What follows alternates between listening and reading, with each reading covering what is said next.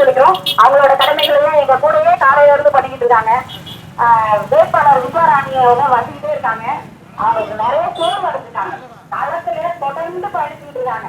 இப்ப கட்சித்த எங்க பிள்ளைங்க யாருமே இங்க நீங்க அரசியல் புரிதலும் தெளிவும் இல்லாம இருக்கிறதுனால படிச்சுட்டு வேலை பார்க்கக்கூடிய பிள்ளைங்க ஒவ்வொரு நாளும் வெயில சுற்றக்கூடிய அளவுக்கு ஆயிடுச்சு. பிள்ளைங்க வாக்கு கேட்டு சுத்துற நிலைமை அப்படிங்கிறது நிச்சயமா இந்த 50 ஆண்டு காலம் நீங்க அரசியல் புரிதலும் தெளிவும் இல்லாம வாக்கு செலுத்தினால வந்த விளைவு. நாங்கெல்லாம் உடனே படிச்சுக்கிட்டு போய் வேலை செய்யக்கூடிய பிள்ளைங்க எங்களை வந்து ஆரம்பிந்த ஆசாமிகளா தான் உங்களை நாங்க பார்க்கிறோம். அரசியல் தெளிவு உங்களுக்கு இல்லைன்னா இந்த பகுதியில் இருக்கக்கூடிய நாம் தமிழர் பிள்ளைங்களை ஒரு நாள் அணுகுனீங்கன்னா அவங்க பேசக்கூடிய ஒவ்வொரு பேச்சிலையும் இருக்கிற உண்மையை நீங்க விளங்குவீங்க. ஒவ்வொரு நாளும் இங்க ஒருத்தர் இல்ல சீமான் மட்டுமே பேசுறாருன்னு நினைக்காதீங்க. இங்க இருக்கக்கூடிய உங்க பகுதியை சுற்றி இருக்கக்கூடிய நாம் தமிழர் பிள்ளைங்க எவ்வளவு தூரத்துக்கு அரசியல் தெளிவோட இருக்காங்கன்னு உங்களுக்கு யாருக்குமே புரியலங்கிறதுனாலதான் திருத்தரவா இன்னைக்கு கத்திட்டு சொல்லிட்டு இருக்காங்க. தயவு செஞ்சு இந்த தடவையாது உங்களை சுத்தி நடக்கக்கூடிய அரசியல் நிகழ்வுகளை பாருங்க. நீங்க மாத்தி காங்கிரஸ் பிஜேபி திராவிட கட்சிகள் எங்களை கொண்டு தூக்கி போட்டீங்க. தெரியல உங்க பிள்ளைகளை தூக்கி போடுங்க தம்பி சொல்ற ஆல்ரெடி நீங்க தூக்கி போட்டீங்க. எல்லாரும் குடிநாட்டுல தூக்கி போட்டதோட விளைவா இன்னைக்கு நடுத்தரங்க நாங்க கத்திக்கிட்டு இருக்கோம். ஒவ்வொருத்தரும் மன குமுறலோட கத்திக்கிட்டு இருக்காங்க பிள்ளைங்க. இந்த மாவட்டம் மட்டும் கிடையாது, நான் தமிழகத்துல இருக்கக்கூடிய மொத்த 40 தொகுதிகளிலேயே நாம் தமிழர் பிள்ளைங்க உடைக்கிற உழைப்பு நீங்க ஒவ்வொரு நாளும் போய் சமூக வலைத்தளத்துல பாருங்க. உங்களோட அரசியல் தெளிவற்ற நிலை எங்களை எந்த நிலைக்கு கொண்டு வந்து தள்ளி இருக்கு. ஏதாவது ஒரு துறை இந்த அரசியலுக்கு எதிராக போராடாம இருக்கா? மருத்துவத்துறை போராடலையா? நீதித்துறை போராடலையா? நீங்க அரசாங்க தொழிலாளர்கள் போராடலையா? இல்ல அரசு ஆசிரியர்கள் போராடலையா? எந்த துறை உங்களுக்கு எதிராக போராடல? மாற ஈடுகட்ட அரசுகள் இதெல்லாம் இவங்களுக்கெல்லாம் மாத்தி வாச போட்டு எங்களை பற்றி சுடுகாட்டுல போட்டு வச்சுக்கீங்க. இதான் நடக்குது. நீங்க ஒவ்வொரு பிள்ளைகளும் ஒவ்வொரு துறையா பேச ஆரம்பிச்சா ஒரு வாக்கு கூட வாங்க முடியாது. வாக்குக்கு பணம் கொடுக்காம ஓட்டுக்கு காசு கொடுக்காம எங்களை வென்று காட்டிடுங்க எங்க அண்ணன் காரை தூக்கிட்டு சொல்றாருன்னா சும்மா நான் சொல்ல. இங்க அவ்வளவு தூரம் தெளிவான புரிதலோட தான் நேர்மையோட கலக்கான்ற இந்த பிள்ளைங்களுக்கு தயவு செஞ்சு வாக்க இந்த தடவை ஒவ்வொரு முறையும் சிந்திச்சு வாக்கு செலுத்துங்க. ஒரே ஒரு நொடி நீங்க அந்த வாக்கு போடக்கூடிய எந்திரத்தை முன்னாடி நின்று மனசாட்சியோட ஒரு நொடி சிந்திச்சீங்கன்னா உங்களுக்கு அவங்களுக்கு வாக்கு செலுத்தவே தோணாது. மணல் கொள்ளை, கனிம வள கொள்ளை. ஏன்னா கிருஷ்ணகிரி மாவட்டம் வந்து கனிம வளத்துல அப்படியே பிழைச்சிருக்கு. அந்த பிழைச்ச கனிம வளத்தை கொள்ளையடிக்கிறதுக்கு தான் வரக்கூடிய அரசியல்வாதிகளுக்கு மாத்தி வாக்கு செலுத்துது. அதுல வேற காலத்துக்கு பெருமை வேற. நாங்க பரம்பரை டிஎம்கே, பரம்பரை ஏடிஎம்கே, பரம்பரை காங்கிரஸ், பரம்பரை பிஜேபி யாரும் சொல்ல மாட்டாங்க. நம்ம மாவட்டத்துல அது இருக்காதுன்னு நம்புறேன்.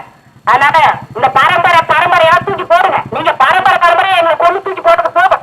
இனிமேலாச்சும் கொஞ்சம் சிந்திச்சு வாக்கு செலுத்துங்க. எல்லா துறையிலையும் ஜிடிபி வளர்ந்துருச்சு. நிர்மலா சீதாராமன் அம்மையாரோட பேச்சு நாங்க கேட்காமலாம் இல்ல.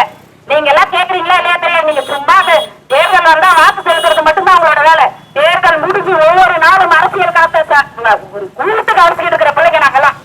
நிர்மலா சீதாராமன் அம்மையார் சொல்றாங்க நாடாளுமன்றத்துல அதே ஜிடிபி வளர்ந்துருச்சு, தனிநபர் வருமானம் வளர்ந்துருச்சான். தனிநபர் வருமானம் வளர்ந்துருச்சு சரி, தனிநபர் செலவுகள் வளர்ந்துருக்கு. ஒரு நாளாச்சு பேசுறீங்களா? அது ஜிடிபி வளர்ந்துருச்சு. அதாவது ஜிடிபி வளர்ந்துருச்சு சரி, அதுக்கு காரணமா இருக்கக்கூடிய கன்சூமர் பிரைஸ் இண்டெக்ஸ் ஒன்று இருக்கு, ப்ரொடக்ஷன் பிரைஸ் இண்டெக்ஸ் ஒன்று இருக்கு. இதெல்லாம் என்னெல்லாம் வளர்ந்துருக்குன்னு பாத்தீங்களா நீங்க? அப்படின்னா என்ன மக்கள் தெரியவே இருக்காது. கன்சூமர் பிரைஸ் இண்டெக்ஸ்னா என்ன தெரியாது, அதே மாதிரி ப்ரொடக்ஷன் பிரைஸ் இண்டெக்ஸ்னா என்னன்னு தெரியாது. அதாவது ஜிடிபி பத்தி பேசுது, காலம் தூக்கி விட்டு இவங்க போயிடுவாங்க. எங்களை பார்த்தா முட்டாள மாதிரி தெரியல, என்னன்னு தெரியல இவங்களுக்குலாம். ஒவ்வொரு நாம் தமிழர் பிள்ளைங்களையும் நீங்க போய் சந்திச்சு களத்துல உட்காந்து கலந்துரையாடுங்க. உங்களோட அரசியல் தெளிவு எவ்வளவு தூரத்துக்கு இருக்குன்னு தெரியும். இதை வேற இந்த சின்ன பசங்க வந்து ஜெயிச்சிட போறாங்களா? ஓட்டு போட்டு அண்ணன் சொல்ற மாதிரி இந்த ஒரு ஓட்டு வீணாயிடுது. எது ஓட்டு வீணாகுது? உங்களோட சிந்தனைகள் அத்தனையுமே எங்க வாழ்க்கையை ஒட்டுமொத்தமா வீணாக்கி வச்சிருக்குது. அதை பத்தி உங்களுக்கு எந்த கவலையும் கிடையாது. ஒரு ஓட்டு வீணாயிடுது. ஜெயிக்கிற கட்சிக்கு நான் வாக்கு செலுத்துறேன். என்ன ஜெயிக்கிற கட்சிக்கு வாக்கு செலுத்துறீங்க? வாக்கு செலுத்தா எந்த கட்சி கூட ஜெயிச்சுதான் போகும். உங்களுக்கு தெளிவு இல்லாம நீங்க போய் வாக்கு செலுத்திட்டு ஜெயிக்கிற கட்சிக்கு வாக்கு போடுறோன்றீங்க. அந்த சிந்தனைகளை தயவு செஞ்சு பெரியவர்கள் மாத்திக்கணும். அதே மாதிரி இங்க நிக்கிற உங்ககிட்ட வாக்கு கேட்டு வர்ற எந்த பிள்ளைங்களும் தெளிவில்லாத அரசியல் புரிதல் இல்லாத பிள்ளைங்க இல்ல.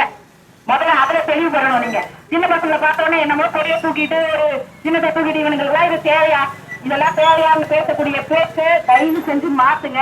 இங்க எந்த பிள்ளைங்களும் அரசியல் புரிதல் இல்லாமல்லாம் களத்துல நிக்கல. அவங்க இன்னைக்கு சின்னத்தை தூக்கிட்டு சுத்துறாங்கன்னா சின்ன அதுவும் அப்படி சின்னன்னு வந்தோடனே அது பக்கம் வருது. எனக்குலாம் சின்னத்தை பறிச்சு நீங்க தான் நாங்கதான் ஒண்ணுமே இல்லாத கட்சியாச்சு, ஒண்ணுத்துக்கும் அதாத பிள்ளைங்களாச்சு, ஒண்ணுத்துக்குமே தெரியாத பிள்ளைங்களாச்சு. எங்களை பார்த்து ஏப்பா உங்களுக்கு அவ்வளவு பையன் சின்னத்துக்கு ஏன் புடிக்க வைக்கிறீங்க? விவசாய சின்னத்தை அப்படியே புடிச்சு வேற கொடுக்கறது, சுயத்தை கொடுக்கறது, இத்தனையும் நடந்திருக்கு இந்த இடத்துல. இதையெல்லாம் மீறிதான் இந்த களம் காட்டுறோம். மைக்கு சின்னத்துல வாக்கு செலுத்துங்க. இந்த மைக்கு சின்னத்தை 2 மணி நேரத்துல நம்ம பிள்ளைங்க யூஸ் பண்ணிருக்காங்க. கதை சூழல் நீங்க நினைக்கிற மாதிரியும் கிடையாது. கடுமையா பாதிக்கப்பட்டிருக்கு. அரசியல் ரீதியா எல்லா விஷயங்களையும் சிந்தித்து வாக்கு செலுத்தணும்.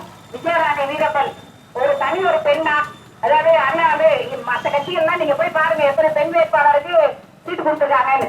அப்படியே சமத்துவம் பேசுவாங்க, பெண் உரிமை பேசுவாங்க, எல்லாம் பேசுவாங்க. அங்க போய் பார்த்தா ஒரு மண்ணு இருக்காது.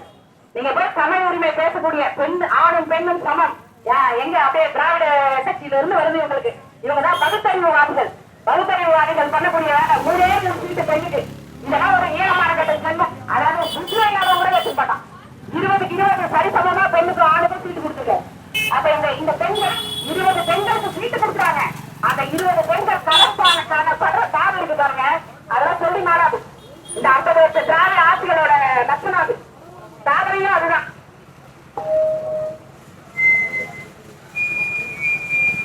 ஒரு 2 மணி நேரம் அண்ணனோட கருத்துக்களை பார். இப்பெல்லாம் நிறைய சந்தர்ப்பத்துக்கு முன்னாடி எல்லாம் கிடையாது. அண்ணனோட வீடியோ போடுது. அந்த மனுஷன் இந்த பிரச்சனைக்குதான் போகவே கிடையாதுங்க. எல்லா பிரச்சனையும் ஓடி போயிருக்கிறார். ஆசிரியர் போராட்டம் ஓடி போயிருக்கிறார். மருத்துவர் போராட்டம் ஓடி போயிருக்கிறார். வழக்கறிஞர் போராட்டம். வழக்கறிஞர்களுக்கு காவல்துறைக்கு கூட அந்த பாதுகாப்பு கிடையாது. இவங்க அரசியல் நஷ்டம். இதுல எந்த ஒரு பிரச்சனைனாலும் ஓடி போய் சீமா நிக்கணும். ஆனா சீமானை பத்தி எந்த மீடியாவும் பேச இது எங்களுக்கு ஒரு கிடைச்ச காடு கொடுப்பேன். இதுக்கு மத்தியில நாங்களே ஒரு மீடியா ஆகணும். எங்க பிள்ளைங்களே யூடியூப் உருவாக்குவாங்க. அது என்னன்னே தெரியாத பிள்ளைங்களா அதை தேடி கண்டுபிடிச்சு அதை எப்படி நம்ம அண்ணனை ப்ரொமோட் பண்றது, நம்ம கொள்கைகளை ப்ரொமோட் பண்றதுன்னு இவங்களே கண்டுபிடிச்சு இவங்களே அதை உருவாக்கி தேவையில்லாத மணிக்கிறதுனாலதான் அவன் அந்த நேரத்தை வேலையே செஞ்சு அவன் குறைச்சிட்டு போயிடுவான். அவன் குறைக்கிறதுக்கு அந்த பொருளாதாரம் கிடைச்சிடும். ஆனா அதையெல்லாம் மீறி தனக்கு தானே ஊடகம் ஆகணும்னு எங்க பிள்ளைங்க எத்தனை ஊடகங்களை உருவாக்கியிருக்காங்கன்னு தெரியுமா?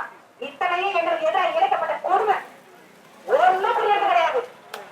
அத்தனை கொடுமைகளையும் புரிஞ்சு கூட இன்னைக்கு 1 கோடி வாக்கு அப்படிங்கறது நிச்சயமா இந்த நாடாளுமன்ற தேர்தலில் எட்டிடும். 1 கோடி வாக்குகளை எட்டிடுவோம். இதே மாதிரி எங்களுக்கு நேரம் இல்லை. நேரம் இருந்து ஒவ்வொரு இடத்துலையும் பொதுக்கூட்டம் போட்டுருந்தா இந்த நாடாளுமன்ற தொகுதியில வெற்றி அடைவதற்கு எந்த பொருளாலே தடுக்க முடியும். அதையும் மீறி கொடுக்கப்பட்ட ரொம்ப குறைந்தபட்ச கால நேரத்துல எங்க பிள்ளைங்க எவ்வளவு கடுமையா உழைக்க முடியுமோ அவ்வளவு கடுமையா உழைக்க போட்டுருக்காங்க. தயவு செஞ்சு மக்கள் ஒரே ஒரு 2 மணி நேரம் வாக்கு செலுத்த போறதுக்கு முன்னாடி சீமான் அப்படி என்னதாண்டா பேசியிருக்காரு. நீங்க எந்த கட்சியா வேணா இருங்க, பரம்பரை டிஎம்கே, ஏடிஎம்கே, காங்கிரஸ் வேணா இருங்க. இல்ல இப்ப புதுசா வந்து திமுக போய் பொறுப்பாளரும் காலையில ஒரு 2 மணி நேரம் உண்மையிலே இந்த சீமான் என்னதாண்டா சொல்ல வராரு அப்படின்னு வாக்கு செலுத்த போறதுக்கு முன்னாடி ஒரு 2 மணி நேரம் அவரோட காணொலிகளை பாருங்க. நிறைய வாய்ப்பு இருக்கு.